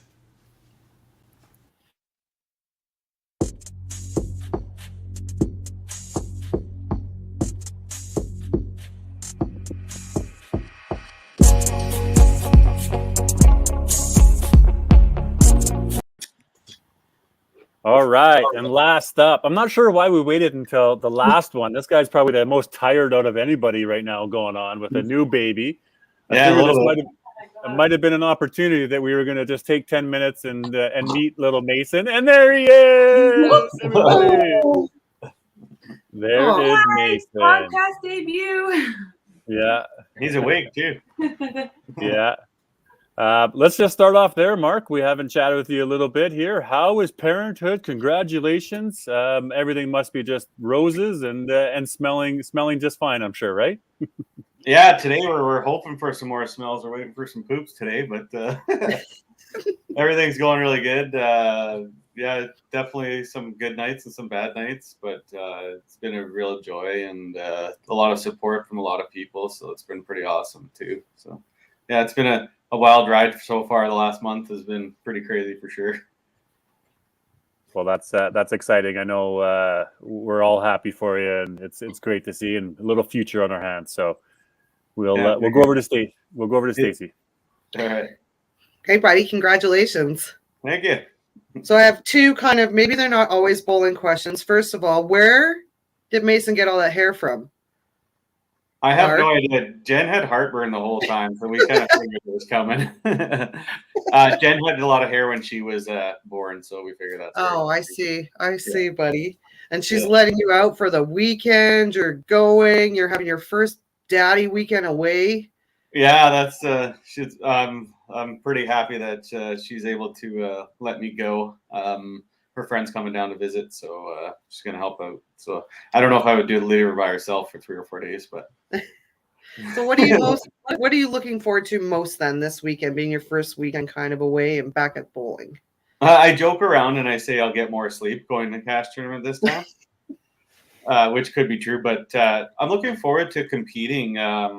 But playing the pro league really well and playing TPC well, and yeah, I'm just excited to competing, getting the tour back rolling again, and seeing how everything shapes up.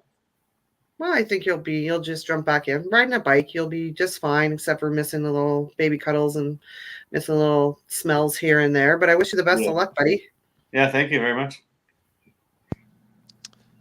Oh, hi, Dad. It's Brett. Hey, So, as somebody who's had some of the longer sustained success, considering you've been good since the 80s, I'm just kidding. So, hey, I had the pleasure of bowling with you in Winnipeg when you came to St. James Lanes. And I got to say, when you're playing well and you're dialed in, it's very infectious. So you're definitely on my list of guys that I like to play shifts with. So I know that you were talking about some of your own struggles. When did you see the other side of the hill when you finally figured it out and you're like, okay, like I'm back, like my game is where I want it to be? Did you have to play more? Was it just finding the line? Was it a mental thing? Like what was it that got you kind of back over that hump and playing as well as you are now? I think it was a combination of things, but just getting mentally sound.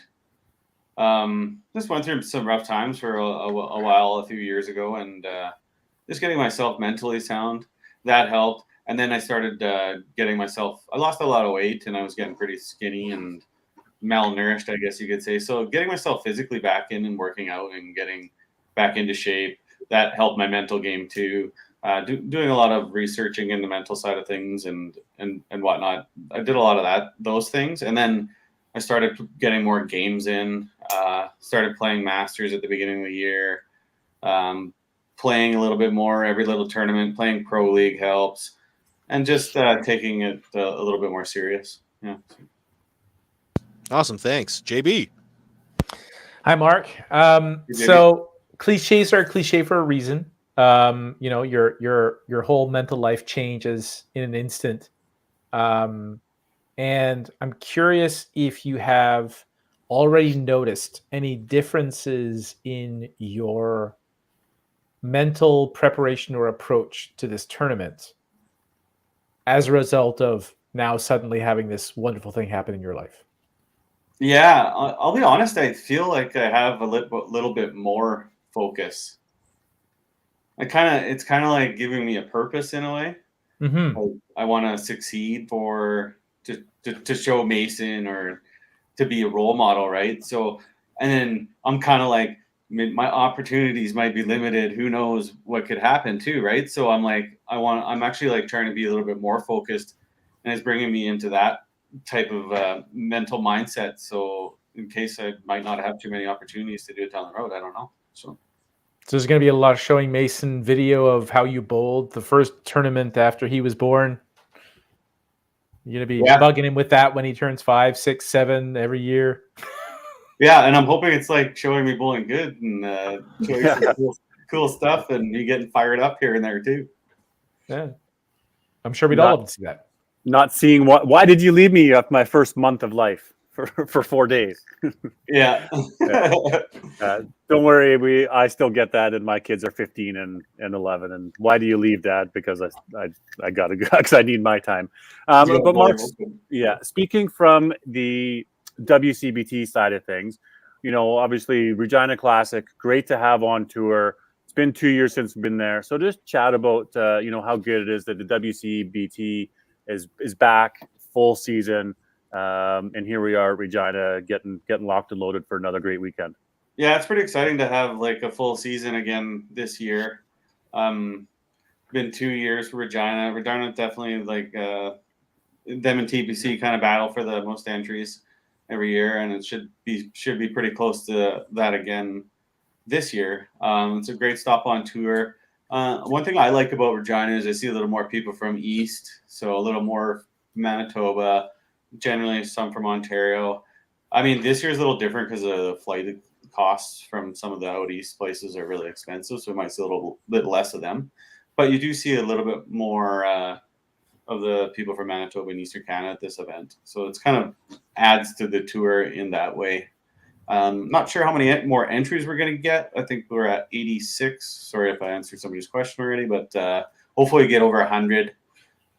So we should be pretty close. We've got 2 events left, so you can still have a chance to sign up. Right. So there's 2 events left for WCB. So you can still sign up. If you haven't signed up already, you can sign up this weekend. Your tour points would qualify you potentially for the tour playoffs. Yeah, for sure. And that's in August 13th. Now, as well, let's talk quickly about WCBT merchandise you've got coming. I know there's 5PNU merch coming. Obviously, custom shirts by Johnny. That side of things quickly. The branding representing all the associations there. Yeah. First off, shameless plug: the hat I'm wearing. It's one of the first classics that we did and is really popular. I have about 24 of those bad boys I'm bringing to Regina, and it's been like 2-3 years since we had them. Everybody loved them. A lot of people asked me about them, so if you want one of them, definitely have them in Regina. I got some new toques too, small run of those.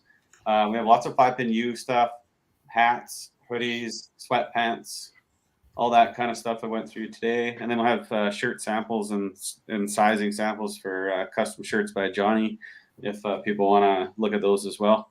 Also, we'll be taking memberships before every shift. So I think Michael Wist is going to help me out with Thursday shift because I won't have a chance to be there. But yeah, we're excited. Let's sell some merch. We're probably going to do some blowout prices. We got to move some product. Look at towels, water bottles, all that kind of stuff. Awesome. So Mark, Carrie told us a little bit about coming to the wisdom of delegating and stepping back and letting other people run a little bit more of the show and how that's helped him. Clearly, you probably find yourself in a similar situation where you're going to have to face some tough choices about how much energy you can bring to all the things that you've been trying to do over the last several years. So is there something in particular that you are really looking forward to being forced to delegate to somebody else?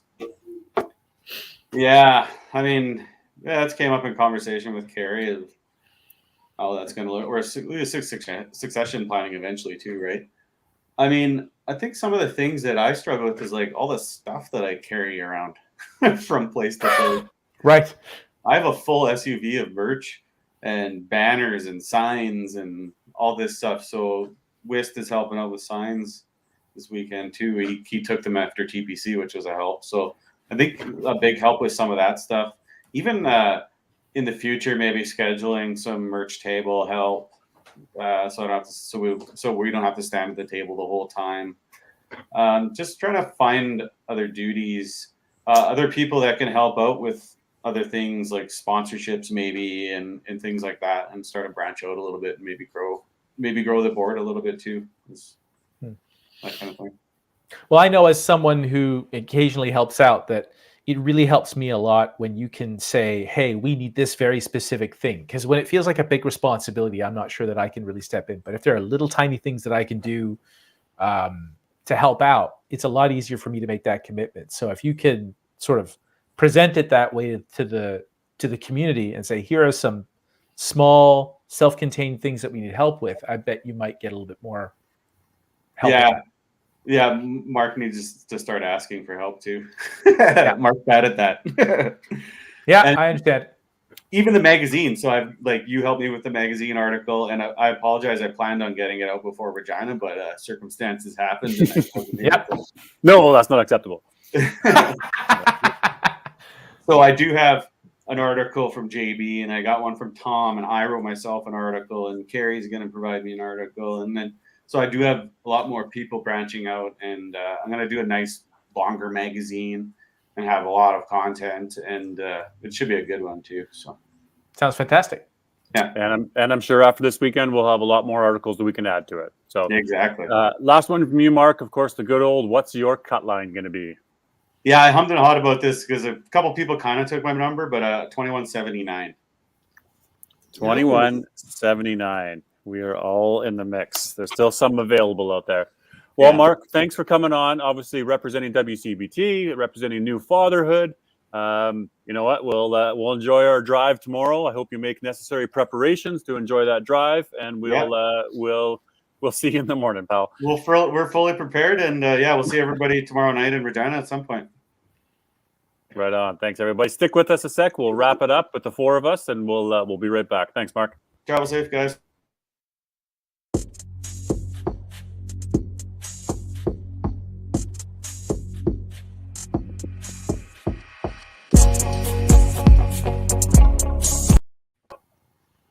All right, let's see if we can get everybody back into this. There we go. Media. No, let's take that off of there. Carrie, exit solo. All four of us are there. Now we're in there. Gang, what a great press conference. Thanks so much for joining us. Before we leave, some final thoughts from you guys, and let's hear about maybe some bowlers or some things you're looking forward to seeing this weekend. And of course, we need a cut prediction from each of you as well. Stacey, let's start with you. All right. Well, first off, I'm super excited that Akira won that draw for the Fab Five and for Dawn. But Akira being a young up-and-coming bowler female, that's exciting. Might entice some other people. I'm looking forward to seeing if we get another perfect game.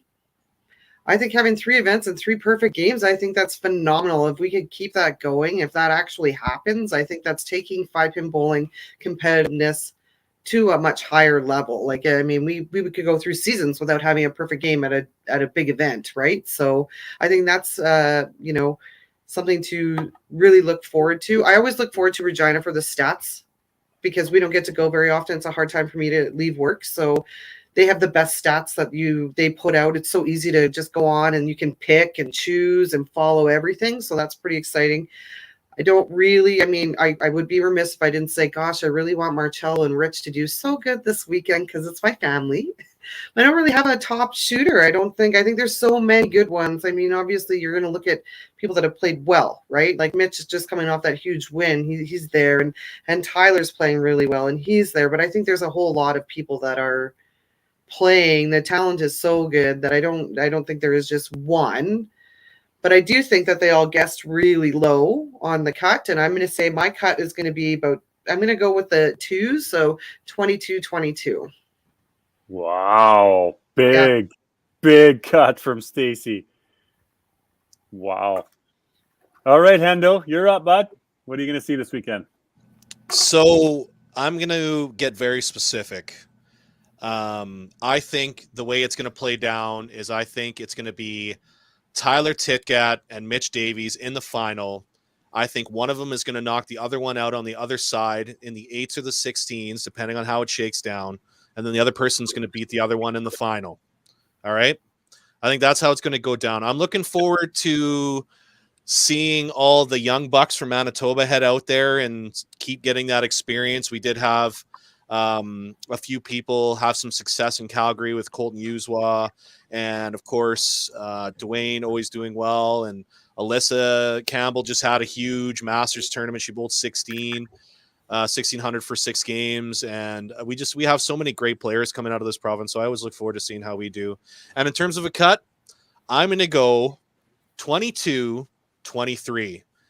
And why I say that is you're saying, oh, it's so low. But let's keep in mind in 2017, a young man from Manitoba, well, not so young, bowled a 22-24 and finished 32nd.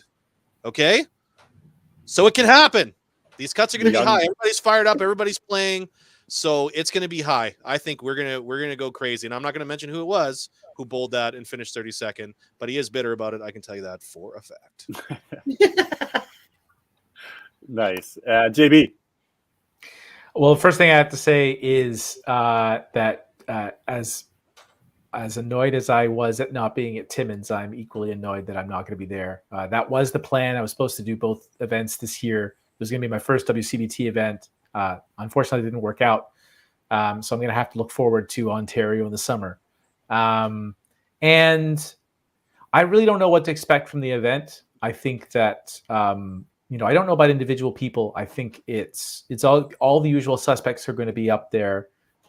This is definitely not the event where I'm expecting any kind of surprise dark horse winner. I think this is going to be the best of the best beating the crap out of each other, and whoever happens to figure it out the most by the end is going to win. This is not the kind of field where someone can come out of nowhere and get on a run.